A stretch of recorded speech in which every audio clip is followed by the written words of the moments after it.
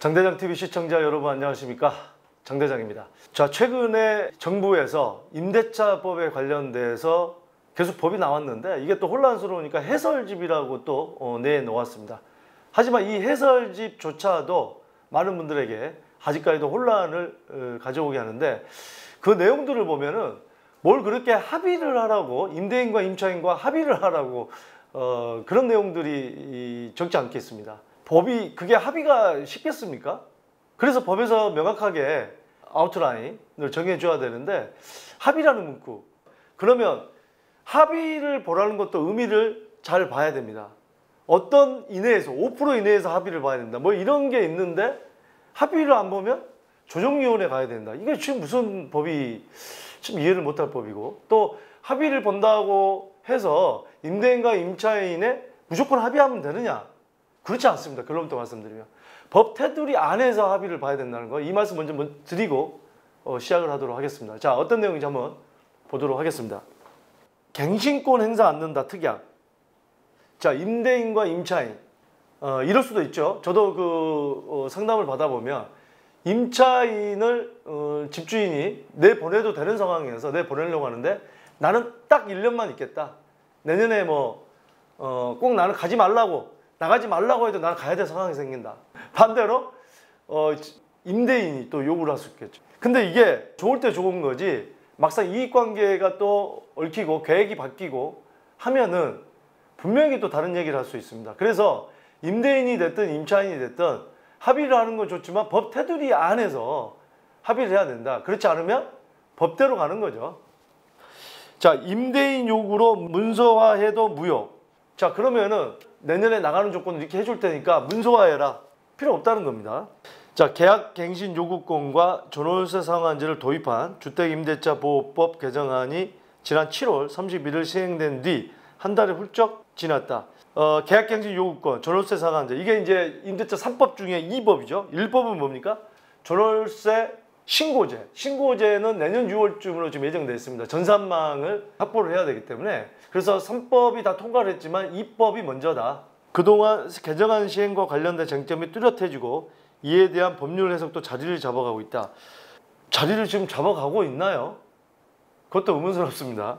지난 2006년 처음 임대차 2법을 제안한 참여연대 변호사들과 함께 임대차 2법 관련된 쟁점을 정리했다.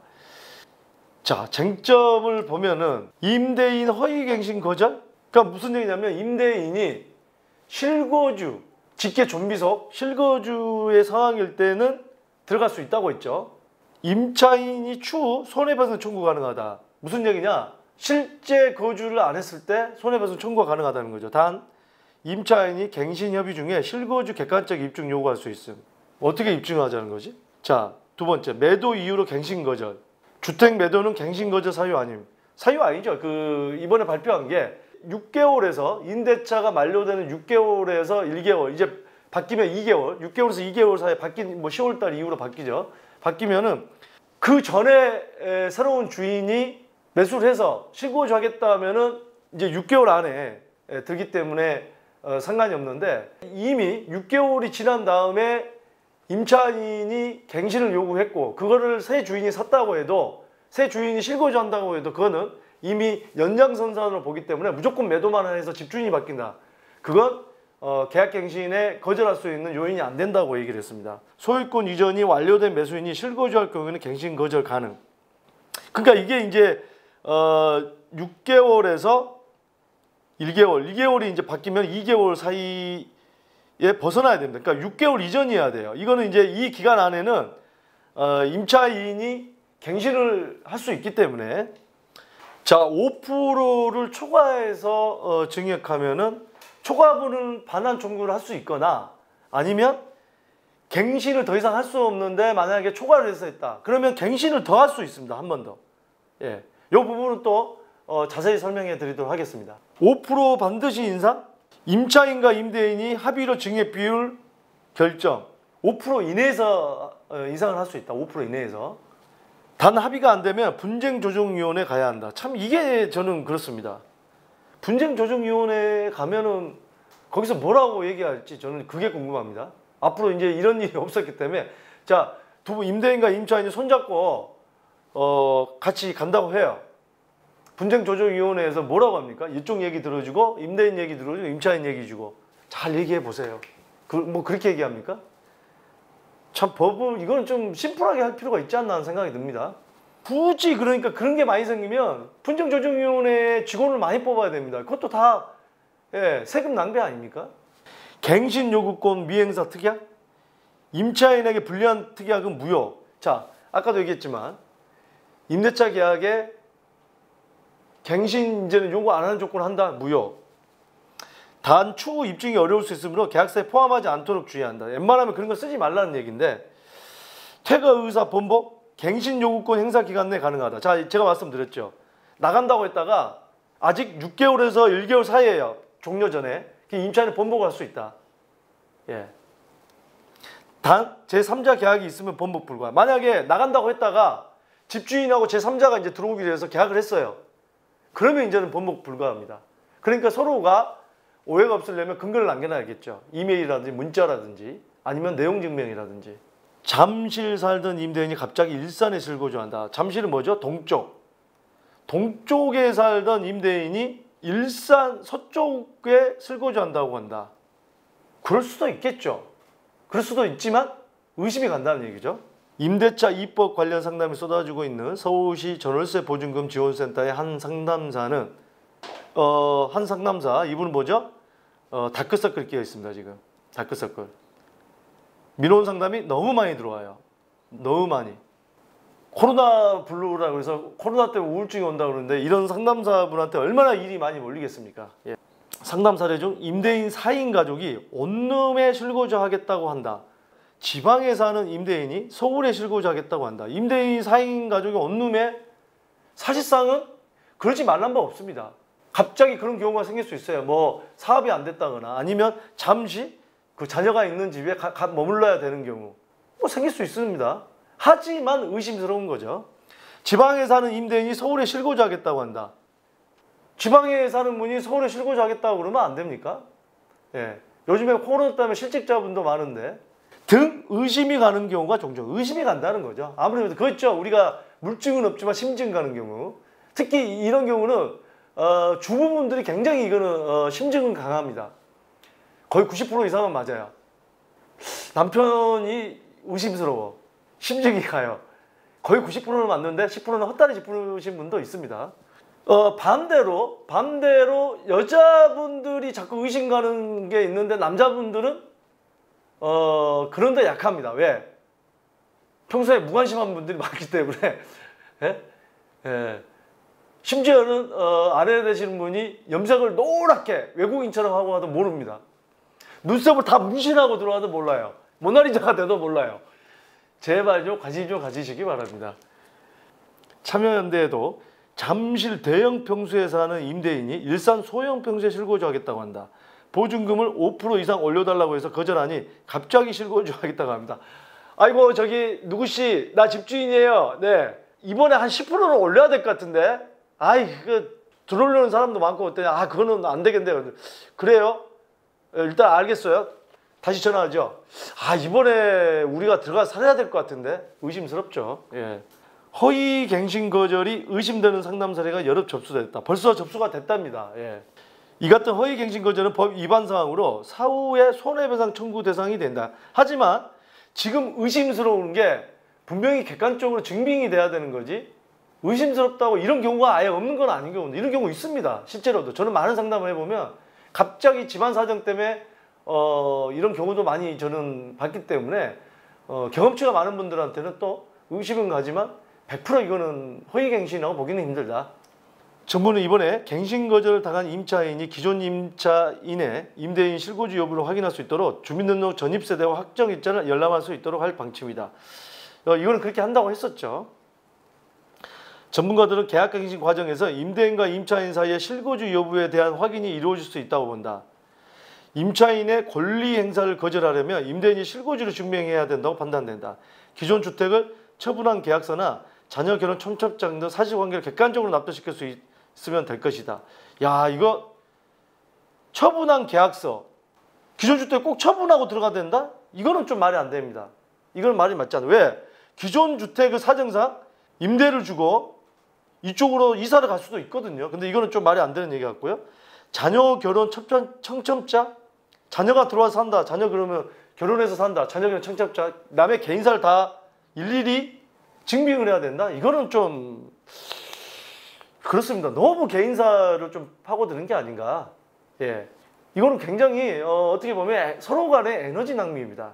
임차인도 이거 확인하려다 하면 해야 될 일이 많은데 여기 또 신경 써야 되고 이것도 하루아침에 되는 게 아니라 계속 뒤를 파고들려고 그러면 뭐 시도 때도 없이 파야 됩니다. 이게 참, 그래서 이 법 자체가 좀 심플하고 명확하게 나와야 된다는 게 제 입장인데, 임대인이 실거주할 사람한테 매도한다면 갱신 요구 기간, 계약 종료 6개월 전에서 1개월, 이걸 이제 2개월 전으로 바뀐다고 그랬죠. 들어가 있는 임대주택을 임대인이 매도한다고 하면 계약 갱신을 거절할 수 있는지 여부는 임대차 입법 시행이 가장 뜨거운 쟁점이었다. 임차인이 갱신 요구를 했을 때 임대인이 집을 매물로 내놓은 것만으로 갱신 거절할 수는 없다. 매물 내놨다고 거절할 수는 없다. 임차인이 갱신 요구권을 행사한 상태에서 실거주 목적 후 매수인에게 집을 매도한다고 해도 임차인이 갱신된 계약기간 2년을 보장해야 된다. 그러니까 이거 결론은 이겁니다. 이 내용들은 뭐냐면 새로 매수하는 분도 이게 6개월 전에 매수를 해야 됩니다. 실거주 하려면. 아니면은 이 계약 관계가 지금 어떤 상황인지, 만약에 6개월이 지난 다음에는 언제든지, 왜냐하면 현재 상태에서는 만약에 집을 나간다, 임차인이 그만 살고 나간다고 해도 계약 기간 안에 6개월에서 현행으로는 1개월 안에 번복을 할 수가 있기 때문에 그 부분에 대해서는 명확하게 따져보고 매수를 해야 된다. 이런 말씀을 드리고 싶습니다. 자, 그러면 5% 초과 금액에 대해서 증액에 합의했다면 이때는 갱신 요구 행사 여부가 중요하다. 무슨 얘기냐? 갱신 요구권을 행사했는데 5% 넘는 증액이 있었다면 서로 합의하였다 하더라도 5%를 초과하는 것은 무효라고 주장할 수 있다. 5%를 추가하는 거, 5%까지만 인정을 해준다. 만약 증액 비율을 초과하여 차임 또는 보증금을 지급한 경우에는 초과 지급된 상당 금액의 반환을 청구할 수 있도록 했다고 밝혔다. 5%를 넘는 거는 임차인이 그렇게 계약을 했더라도 다시 반환을 요구할 수 있습니다. 갱신 요구권을 행사하지 않았을 때 5% 이상의 증액의 합의도 유효하다. 대신 2년 이후 갱신 요구권을 행사할 수 있다. 다만 갱신 요구권을 행사한다는 뜻을 임대인에게 밝히고 5% 초과 증액에 합의했다면 초과 증액을 이유로 갱신 요구권 행사를 하지 않았다고 주장할 수 없다는 게 전문가들의 입장이다. 자, 임차인이 10% 인상을 해준 사실만으로 이미 행사해버린 갱신 요구권이 행사하지 않은 곳으로 돌아가지 않는다며 이 경우에는 단지 임차인이 5%를 초과하는 임대료의 반환을 청구할 수 있을 뿐이라고 설명했다. 자, 이거는 맞지 않는 얘기입니다. 자, 무슨 얘기냐? 10%를 임차인에게 임대인과 합의를 했다. 그러면 5%인데 5%는 반환을 하거나 또는 자, 4년을 살았어요. 4년을 살았는데 집주인과 임차인이 10% 인상하자고 합의를 했어요. 근데 중간에 임차인이 이거 부당하다. 나중에 알게 됐어. 5%는 반환해서요. 하거나 2년 이후에 10%를 줬기 때문에 5%는 원래는 나가야 되는데 계약갱신이 끝났죠. 4년을 살았고 계약갱신을 한 번 할 수 있기 때문에 최초 사는 경우는 2+2로 4년을 살 수 있지만 나가야 되는데 이럴 때는 계약갱신 요구를 한 번은 안 한 걸로 보고 한 번은 더 갈 수 있습니다. 예전에 4년 살았는데 앞으로 4년을 또 살 수 있다는 얘기예요. 자, 이거는 맞지 않는 얘기예요. 자, 이게 보면 정부에서 내놓은 임대차 사용설명서를 보면 거기에 내용이 나와 있습니다. 7월 31일 날 발표했던 주택임대차보호법 해설집입니다. 개정법 시행 전 이미 5% 초과 증액하여 계약 연장 여부를 합의를 한 경우 임차인은 계약 갱신 요구권을 행사하여 임대료를 5% 범위 내에 조정할 수 있는지에 대한 질문인데, 자, 보시면 법 시행 전에 이미 계약 연장 합의가 있다 하더라도 임차인은 계약 갱신 요구권 행사가 가능하다. 임차인은 현 시점에서 계약갱신 요구권 행사하여 임대료를 5% 범위 내에서 조정할 수 있고 5%를 초과하는 금액으로 합의한 연장 계약을 그대로 유지하되 해당 계약의 만료 시점에 계약갱신 요구권을 행사하여 5% 범위 내에서 임대료 증액 후 2년 동안 추가로 거주할 수 있다. 자, 이 내용이 나옵니다. 그러니까 이 기사는 맞지 않는 얘기예요. 자, 그래서 신문 기사도 이게 지금 어떤 거는 맞는 얘기도 있지만 틀린 얘기도 있기 때문에 이런 걸 정확하게 우리가 봐야 됩니다. 신문 기사만 100% 믿었다가는 잘못된 정보를 그대로 받아들일 수가 있거든요. 무조건 5% 올려줘야 되나? 갱신할 때 5% 이내인데 임대인이 요구한다고 무조건 5% 증액에 동의해야 하는 것은 아니며 계약 갱신 때 보증금과 월세 증액 비율은 임차인과 임대인이 합의로 결정해야 한다. 합의. 전월세 상한제는 인상률의 상한을 5%로 정한 것일 뿐 5% 인상을 꼭 해야 한다는 의미가 아니다. 자, 이를 둘러싸고 임차인이 동의하지 않으면 임대료 증액 못한다는 보도가 나와 논란이 된 바 있다. 하지만 이는 무조건 5% 인상에 합의하지 않아도 된다는 정부적 해석이 임대료 인상 자체로 왜곡되면서 생긴 논란으로 보인다. 계약갱신 및 임대료 증액 등에서는 당사자 간 합의가 최우선이다. 합의가 이루어지지 않을 경우 분쟁 조정 절차를 거치는데 이때 임대인은 물론 임차인에게 부담스러운 과정이기 때문에 임차인이 5% 이내에서 이루어지는 임대료 증액을 막무가내로 거부할 수는 없다. 자, 무슨 얘기냐? 임대인과 임차인이 서로 이거는 피곤한 거기 때문에 5%를 하자 임대인이 했는데 4% 합시다. 이거 합의된 거 아닙니까? 임차인이 그런 얘기를 했을 때 분쟁조정위원회 가면 서로 피곤하기 때문에 거의 이루어질 거라고 하는데 저는 왜 이거를 분쟁조정위원회 가게 만드는지 모르겠어요. 5% 이내에서 했으면 5% 이내에서 결정을 하게끔 만들어야 돼요. 이거는 좀 저는 쓸데없는 에너지 낭비를 하게 만든다. 참 이해를 못하겠어요. 계약갱신 요구권 행사 안 한다 특약을 넣자고 하면 이거는 결론만 말씀드리면 특약을 넣어도 필요가 없습니다.